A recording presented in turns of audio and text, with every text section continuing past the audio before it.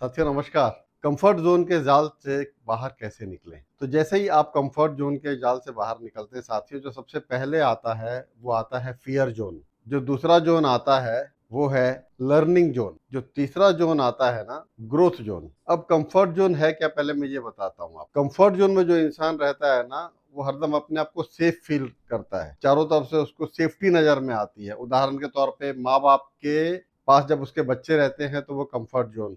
अब सरकारी नौकरी में है तो आप कंफर्ट जोन। अगर बिना काम किए आपके पास पैसे आ रहे हैं अदर सोर्सेज से, तो आप हैं कंफर्ट जोन में साथियों। लेकिन जैसी वो जोन आप छोड़ेंगे तब आता है आपका फियर का जोन। फियर के जोन में जब आदमी जाता है ना, तो अपना कॉन्फिडेंस सबसे पहले लूज करता है। कॉन्फिडेंस लूज क्यों करता है? क्योंकि उसको नए नए लोग ओपिनियन देने लगते हैं, और जब नए नए लोगों से मिलता है और सब सब हर एक इंसान अपने हिसाब से उसको अपना अपना ओपिनियन देता है, तो फिर उसमें आती है बहाना साइटिस की बीमारी, और वो बहाने बनाना शुरू करता है।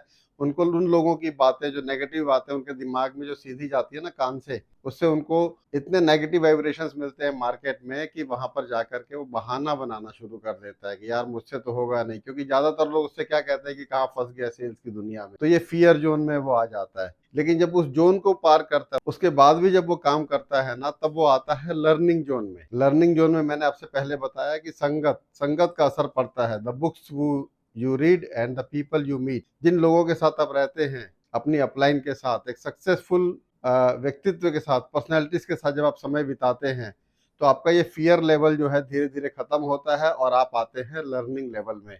आप सीखते हैं वहां पर जा करके। और जब आपने ये वाली चीजें करनी शुरू कर दी, आपने अपना संगत बदल दिया। भले काम आपको नेगेटिव लोगों के बीच में करना है, लेकिन जो संगत है आपकी हरदम पॉजिटिव लोगों के साथ होनी चाहिए। इस बात को ध्यान रखिएगा।